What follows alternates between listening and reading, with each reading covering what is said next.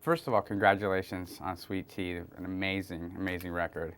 Is it? I think so. I was blown away. Thank you very much. Thank you. Well, I read somewhere that it was the record label that suggested that you do this type of album. I guess a record that they called a raw album. And how did you react to that suggestion when they first approached you? I don't know. I haven't heard him say anything about a rock. Raw. Oh, raw. Raw. Raw. R-A-W. Yeah. Okay, I thought you said rock. Yeah, but I didn't ever know what raw meant, but what they did, they sent some demos to me.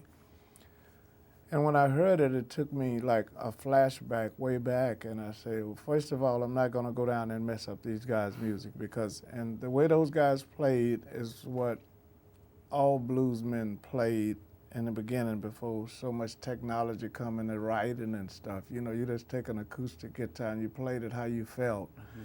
And they didn't demand that you play 4 bars, 8, 12, 16, whatever amount of bars that we do now, and the whole band's changed to make it more slicker.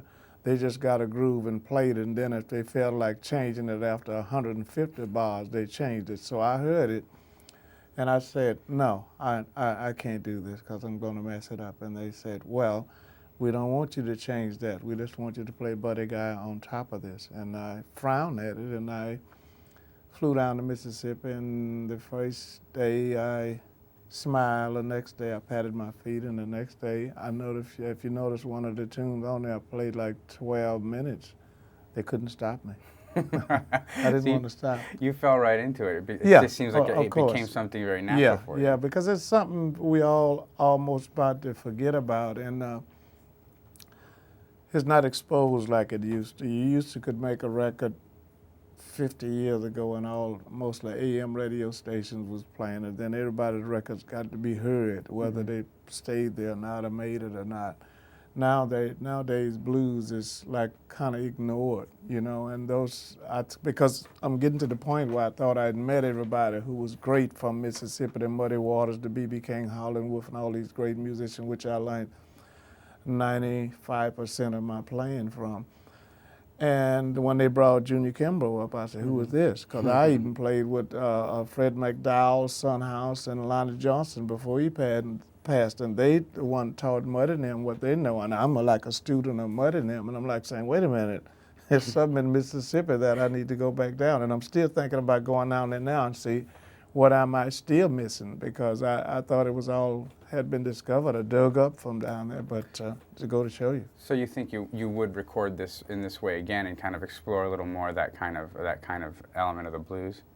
Well, I think I got better reviews off this CD than I ever got in my life of anything I had been doing. So I don't know. You never know about music, but I know this kind of music I don't want to ever forget, because when my mom was living, if she was here, she'd tell you, don't ever forget where you come from, and remember that, So that's like the music that most of the music you hear today is based on some of the stuff these guys was playing when I went down there. Aside from, I guess, actually just going down and listening to the music, I mean, the album was recorded, in 10 days. I mean, what other kind of preparation did you do before you actually sat down and began recording the record, or was there any? Was it very natural? They had this stuff already. They had these guys down there who knew this stuff, and I had to I don't read music, and I had to say, well, it's going to take me 6 weeks or 6 months just to learn it. Then when you learn something, you don't go by the book, you play it, and you know exactly when to change and when to not to change, just singing or playing. And I went down there, and they wouldn't even let me. I didn't cut not one of these tunes in the studio with the band. They put me out in the hallway, and the guy brought out this amplifier with the cobweb on them, and that's what really got me more than anything else, because you can't find those amps anymore, because the rock stars and a lot of Japanese people collected all of that stuff, and they will not let you have it. And when you see one, they just say, don't even look at it, buddy, you're not going to ever get it. And he had these amps, and he put me in the hallway and just told me play, and I just, each day I felt better and better, as I told you earlier about how long I was playing. They had to just come out and pull me away from that, unplug me to stop me from playing. But it's something that was missing out of me, and it brought me back, and I'm glad I did go down there. And it was an experience that I had, but I didn't know I had it. Do you enjoy playing the songs off of this album, off of Sweet Tea, as much as you do playing the songs that I guess are more traditional Buddy Guy sound? I'm beginning to. You know, a record to me, I don't, you know, if I had to play a record tonight when I go in front of an audience, I like to play something hopefully the audience is very much familiar with.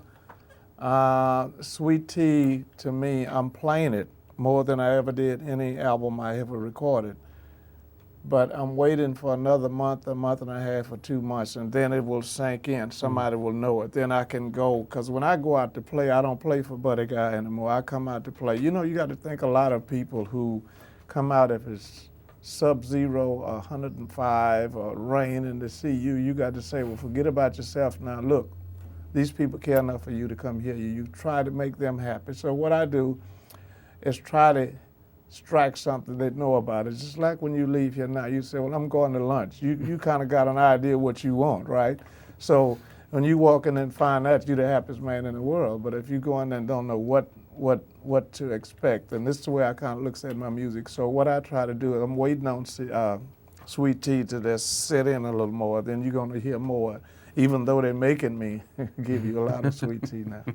Yeah. People always go to a Buddy Guy show and they leave happy, though. I don't know, you know, because I'm finna do a few in Europe starting later this week. We go to Greece and then we play along with, I've played in front of the Claptons and the Stones, and sometimes it's always someone there I don't know nothing about you if you black and a blues player. So the first thing you got to run through your mind is, look, here's a chance to let them know who you are. So I'm playing a couple of shows, what is that, AC/DC or something like that in Europe. So I got to come out and say, well, you might boo me now, but when I finish, when you go home, you're going to say, who was that? You know, I'll try to leave something for you to remember me by. You still experience that even to this day? I mean, now that, I mean, your name is so well known and renowned in the blues world, and even in all of music. You think people still come and see a particular show and are not sure who you are? Yeah, I've experienced that because let me give you a good example. The way the blues been treated for exposure on radio and televisions and different things like that. My children didn't know who I was until they got 21 because we are playing in blues clubs and you're not allowed in blues clubs until you're 21. My daughters and son come in and say, oh, Dad, I didn't know you could play like that. And this is like 21. So what happened between 7 and 21? You just there every day, you know what I'm saying? I wonder how my dad is taking care of us. You know, wow, you just amazing. go and come. I don't know nothing. But if I'd have been, you know, on radio or my face flashed on TV, which is much more now, I get more of that than I did. I'm going back a few years now because in the last 12 years I've been lifted a bit with the Damn Right I Got the Blues and a few records I made. Tell me a little bit about working with producer Dennis Herring. How did you guys first come together on this project? My record company did that. I didn't know. I told you I thought I'd found everything in Mississippi. Well, Dennis, I think, was from like here, California, or something like that. And he moved, and it's his board, man. You know, I walks in the studio and I start looking and saying, wait a minute, where am I on it? You done set me back to 1957, 58. And first thing he said, this is a board some record company had here in LA, and they was finna throw it out. And he said, no, I'll take it. And he put it in his studio in Mississippi. And for an example, I've been in a recording studio and played some licks and go to the washroom or go have some water or something, come back and they replay, and I say, who is that? I say, that's you. And that's a lot of technology which I've never been in love with. You know, I don't even look at if someone tell me I need to learn how to work a computer now. I don't even want to work it, man. I don't use microwaves or nothing like that. I'm just too old-fashioned, I guess. You Keeping know? it simple. Yeah, so when I saw this board, I said, wait a minute, this might be what I've been looking for. This is the thing Buddy Guy's used to. I'm not used to all the technology that don't make me sound like I'm the Buddy Guy I know I am. Because a lot of questions be asked to all musicians, what have changed in the last 40 or 50 years? I don't think the human being have changed that much. I think technology have changed us. For an example, my first endorsement of the guitar was Gil. and they was making amplifiers. So they took my Fender basement and took it into the factory and said, we want to use the gear. You only got 60 watts here, and here's a 200-watt amp. And I heard it, and I said, man, I don't like it. He said, yeah, but this tubeless. I said, it's something missing. He says, no, it's not. So it's just you. 35 years later, he came back with a stroke. He said, I just come to tell you, I had to be brought here. You were right. So nothing replaced the two. Yeah. That's excellent. Yeah. That's a great story, actually. Another interesting thing that you went back down to Mississippi to record this record. Do you think recording in that area made a difference for you in the kind of record that it ultimately became? I think it was the musician and the material they had. I think they could have did that here. If he had the same equipment, the same guys. I mean, he went and found the drummers and some of these guys, but one of the kids opened a show for me in New York a couple of nights ago, Jimbo. He just went to play guitar.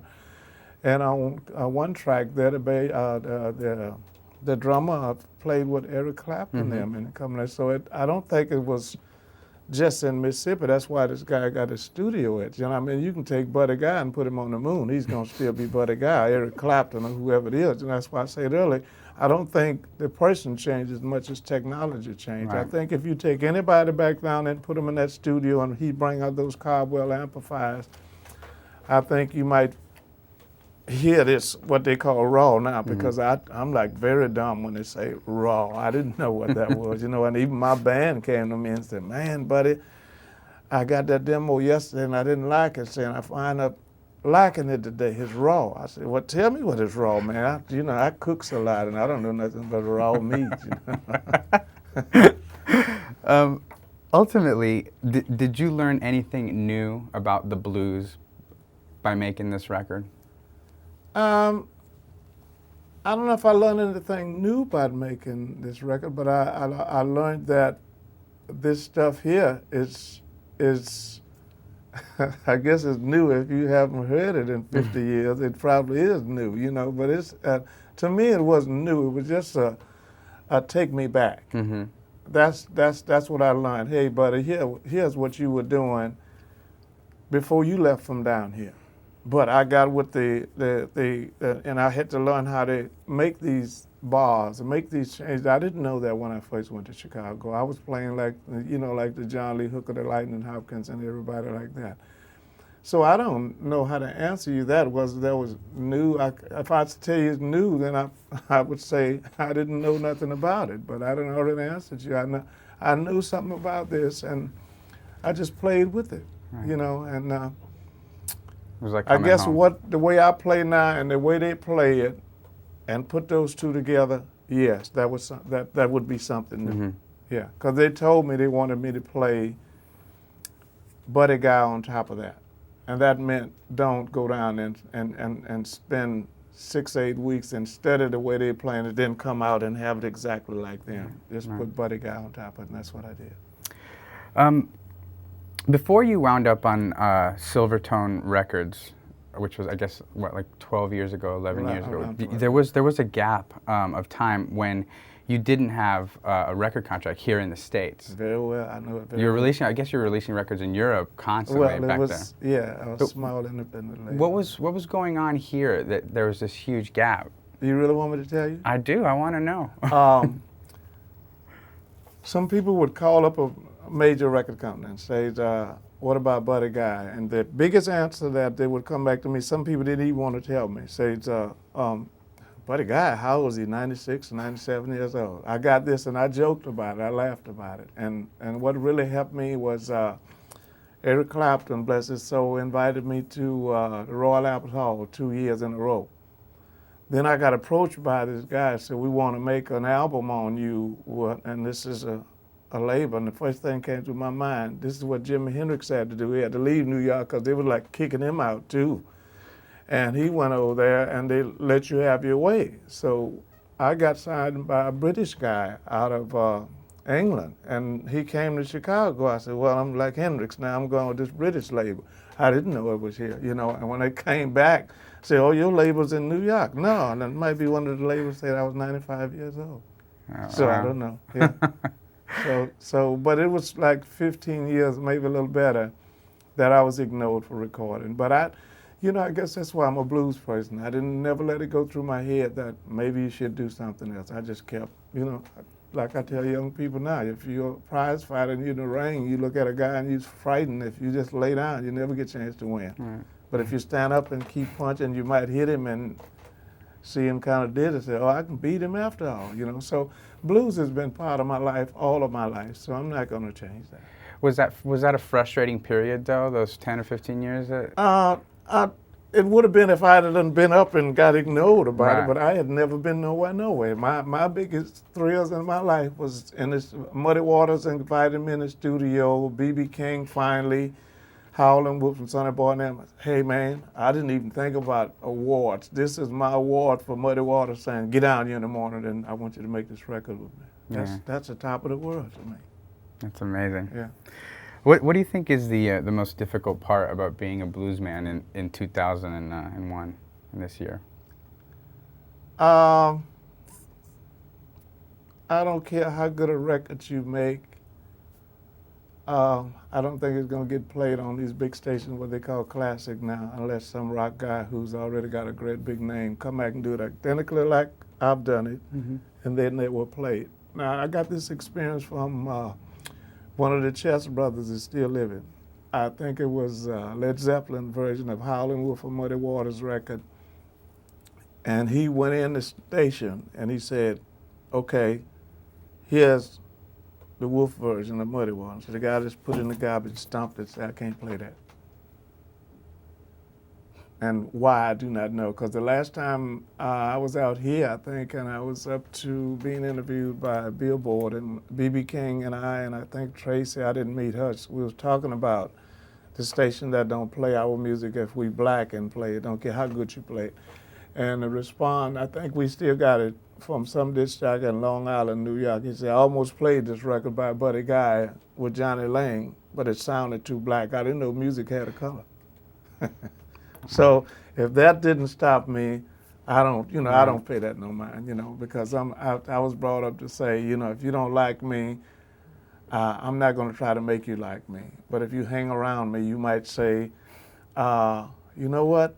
That guy ain't bad after all. That's just like I say about my music in front of these audience. I'm finna play with the rock guys. I'm going to go up and play and say, when they go home, I didn't like him, but you know what? He gave me all they had. That's all I can do. That's good. Yeah. You think discrimination still exists then today, in terms of in the music industry? I don't want to say it's discrimination, man. I might get myself blackballed for saying things like this. I don't know if there's much discrimination as it is a lot of this, man. I think if I could just make a record that's automatically out there and somebody done found it and it'd go to making enough noise for somebody to come and say, hey, this guy's better than I thought he was. I think money puts you in a lot of places that none money can't put you. So I got a lot of confidence in my record company. I've been talking to them all the time. I said, don't give me a nickel. I just want my record to be played on some of the stations that's ignoring it. And blues records sell longer than any other record it is. You go in and make a hip hop or rock, jazz record, or not jazz, I mean a soul record or something like that, and it goes right to the top of the charts. And 5 years from now, you ask somebody about it, and because all of my friends, we don't separate. I know all of the soul cats, and then 10 years from now, you come out and find somebody come up and says, you still got damn right I got the blues, man. Yeah, I still got it. So that's a little advantage we got, that it stays out there a little longer. That's true. That's true. Because you wait till you get too old and short.